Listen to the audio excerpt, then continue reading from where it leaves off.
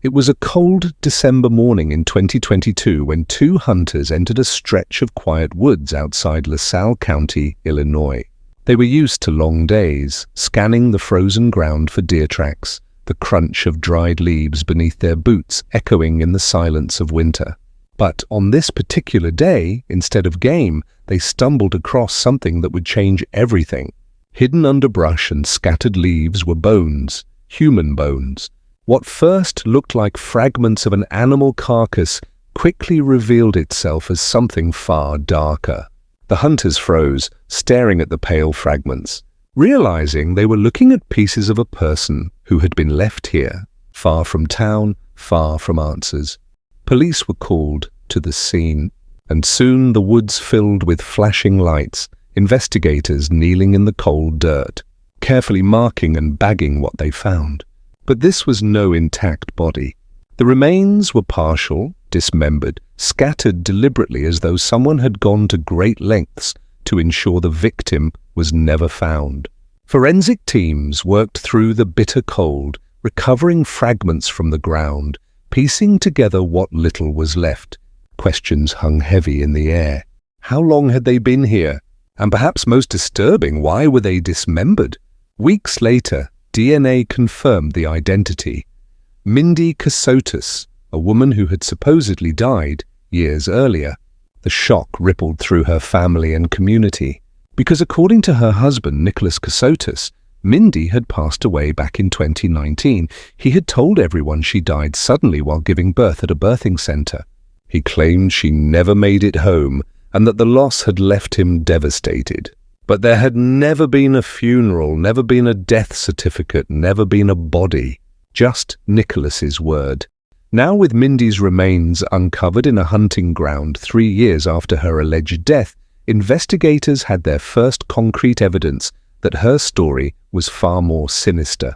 And as detectives began pulling on loose threads, they quickly realized Nicholas's entire life was a web of lies so bizarre and layered it seemed almost impossible to believe.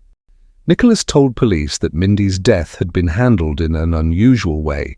According to him, she had been accidentally cremated without his consent, and because of some supposed mix-up at the birthing center, her remains were lost forever. It was the kind of explanation that sounded odd, but in the absence of proof, it had lingered unanswered for years. Now, it collapsed instantly under the weight of forensic evidence. She had been dismembered and disposed of in a remote wooded area. But if Nicholas had lied about her death, what else had he fabricated? That question became the central focus of investigators, and the deeper they looked, the stranger things became. They discovered that after Mindy's supposed death, Nicholas had moved on surprisingly quickly. By 2020, just months later, he had remarried another woman, presenting himself as a widower. But when friends and family of his new wife began asking questions about his past, Nicholas gave answers that raised even more suspicion. He claimed he had been working closely with an FBI agent named Jim McIntyre, who not only controlled his finances but also advised him on personal decisions. He even said that Jim had given him stock options, investments, and hidden accounts worth millions, but that he couldn't access them freely. The more Nicholas spoke of Jim McIntyre, the more it became clear to investigators that this man didn't exist. Phone records, government databases, even internal FBI checks showed no agent by that name, no such person ever working for the Bureau. Yet Nicholas spoke of him as though he were real, claiming Jim was behind every major decision in his life. It was a fantasy, but one Nicholas leaned on heavily as if it gave structure to his lies. And the lies were piling up. When detectives began combing through his digital trail, they found GPS data that placed Nicholas in the very woods where Mindy's remains were discovered. Receipts and phone records lined up with dates and times that painted a clear picture. Nicholas had driven out there himself, carrying bags, stopping at unusual locations. It became harder and harder for him to explain why his movements matched so perfectly with the disposal of a body. At the same time, Mindy's family began to recount their own experiences. They remembered Nicholas being evasive when they asked for details about her death. They remembered the strange silence around her passing. No obituary, no memorial, no ashes, nothing. Just his word that she was gone. Some even admitted they suspected something was wrong, but didn't want to believe it. Nicholas was manipulative, persuasive, and always had a complicated story to deflect suspicion. The most disturbing twist, however, came when investigators dug into Nicholas's motive. They learned that Mindy had never actually been pregnant at the time of her supposed death. The birthing center he mentioned? It didn't exist in the way he described, and the idea that she died giving birth was nothing more than a fabricated story. Why would he lie about something so specific, so dramatic? Detectives believed it was because Nicholas was obsessed with the idea of having children. He often spoke about wanting a big family, about legacies, about the future. When Mindy couldn't give him what he wanted, investigators suspect he saw her as an obstacle rather than a partner. Meanwhile, in the years after Mindy's disappearance, Nicholas reinvented himself under a new identity. To outsiders, he was eccentric, maybe even paranoid, but few imagined he could be capable of murder. That perception shattered once Mindy's remains surfaced. By 2023, police were ready to confront Nicholas with the mountain of evidence. But when they questioned him, instead of breaking down, he doubled down on his fantasy. He insisted Jim McIntyre was real, that he had been following his instructions, that everything about the money, the cremation, and even his movements in the woods could be explained if only they understood the bigger picture. It was a desperate attempt to keep the illusion alive, even as it unraveled in front of him. But for investigators, the story had already crossed a line from strange to incriminating. And soon, Nicholas would find himself standing trial, not as a grieving husband, but as the prime suspect in a brutal, calculated murder that had been hidden for years. As news of Mindy's confirmed remains spread, the case began to take on an almost surreal dimension.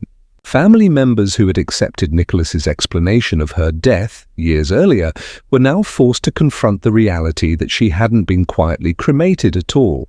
Instead, she had been violently dismembered and hidden in the woods like evidence of a crime no one was supposed to uncover. For them, it wasn't just grief, it was betrayal on a scale they could hardly process. They had mourned her without closure, trusting the very man now accused of taking her life. Detectives began building their timeline. In late 2019, Nicholas claimed Mindy had died in childbirth. But records showed she had never been admitted to any birthing center. No ambulance calls were made. No death certificate was filed. In fact, every single piece of official paperwork tied to her supposed death simply didn't exist. For 3 years, Nicholas's story lived in the shadows of suspicion, but lacked hard evidence.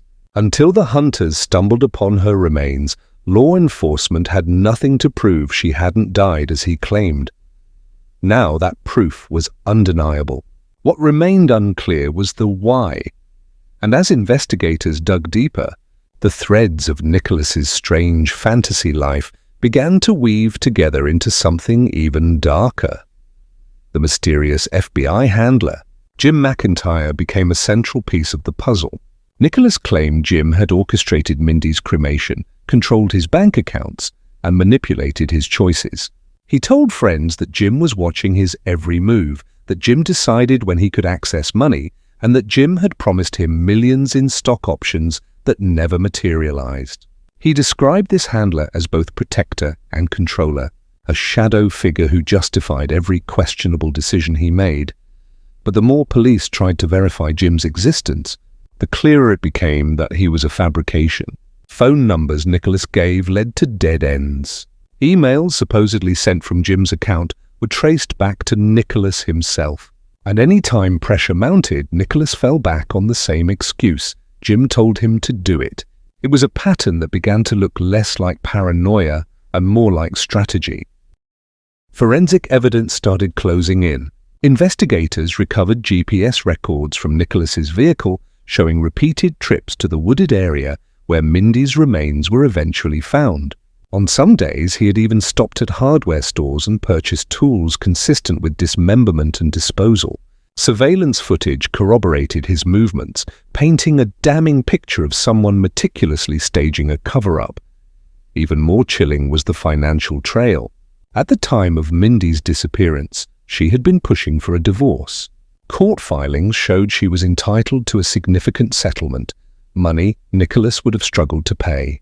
To detectives, it wasn't just about obsession or delusion anymore, it was about motive. If Mindy went through with the divorce, Nicholas faced financial ruin. If she disappeared, his problems disappeared with her. Still, the strangeness of his behavior after her disappearance was difficult to ignore. Within months, Nicholas remarried. To his new wife and her family, he presented himself as a man with a tragic past, but a promising future. He painted his story with broad strokes. His late wife had died suddenly, but he was finding love again, rebuilding. To explain gaps in his finances and his erratic behavior, he leaned on the same bizarre invention, Jim McIntyre. He told his new family that Jim was the reason he couldn't always pay bills on time, that Jim was holding millions for him, that one day their lives would transform once the investments came through. For a while, they believed him.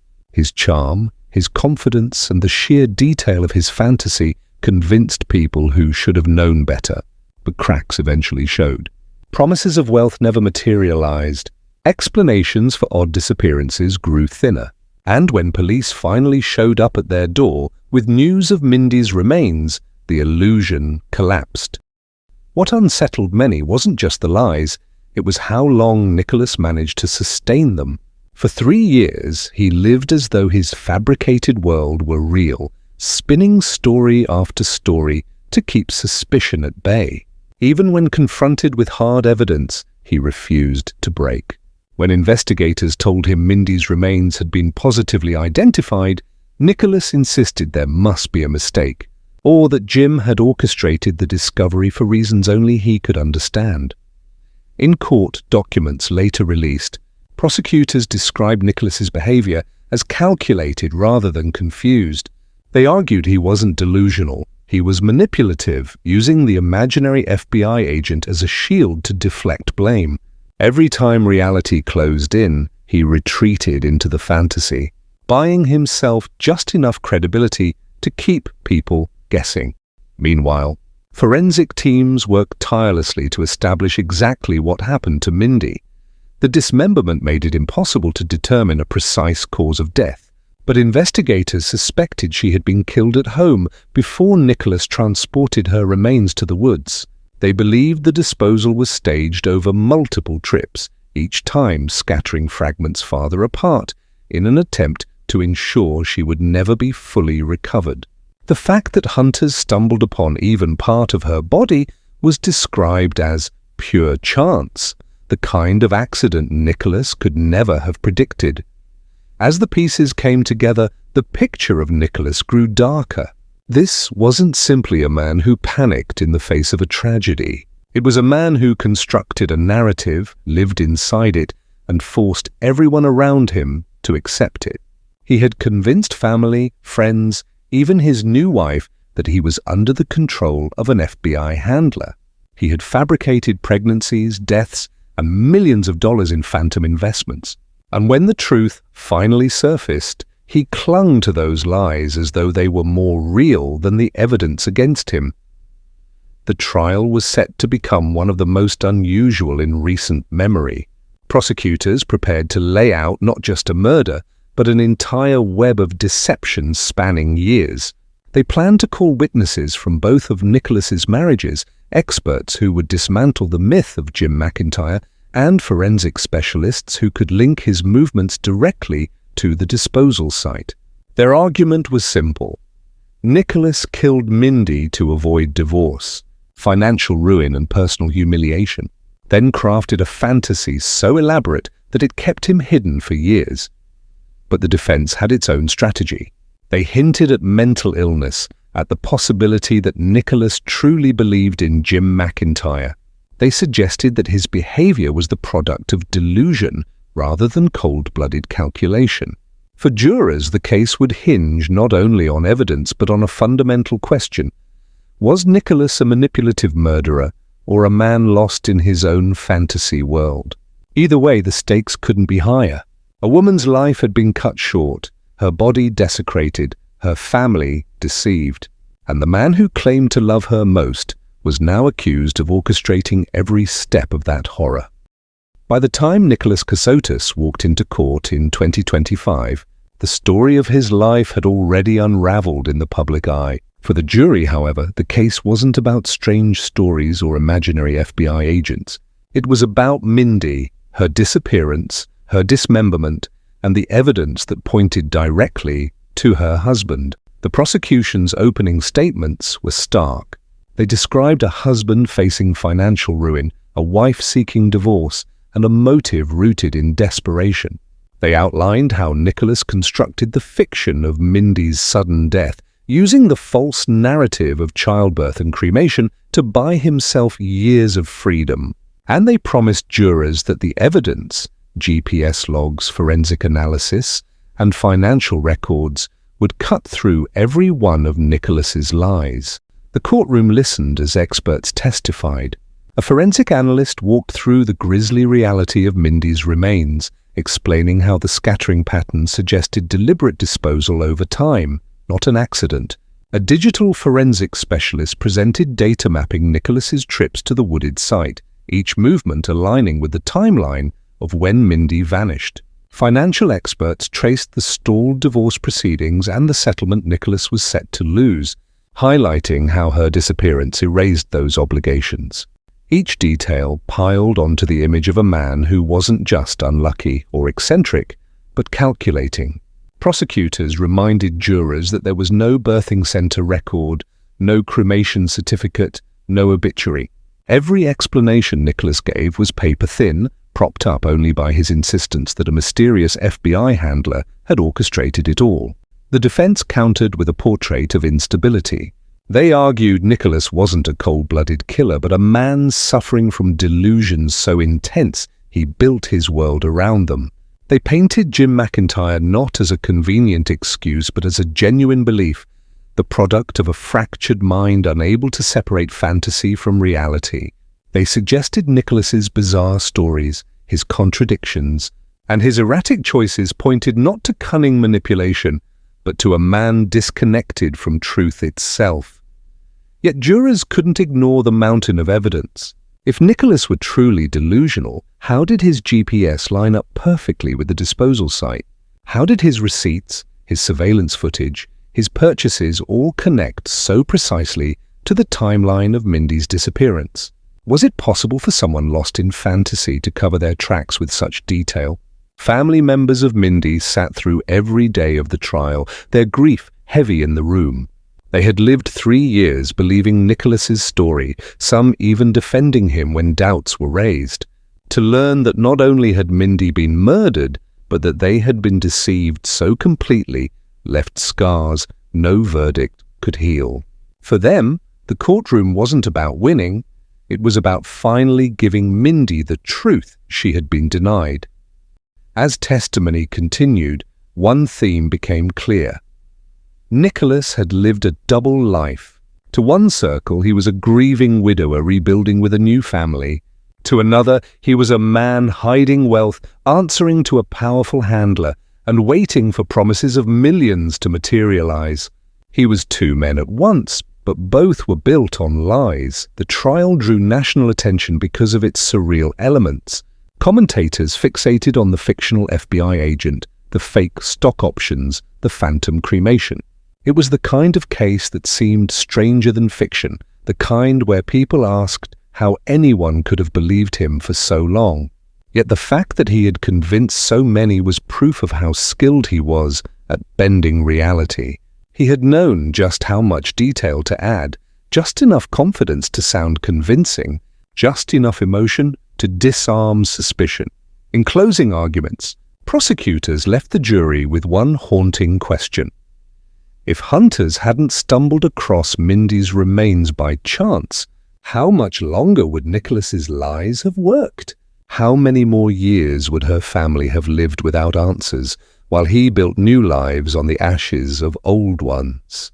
They insisted that was not the mark of a man deluded, it was the mark of a man determined to get away with murder. The defense urged compassion, warning jurors not to confuse eccentric lies with calculated crime.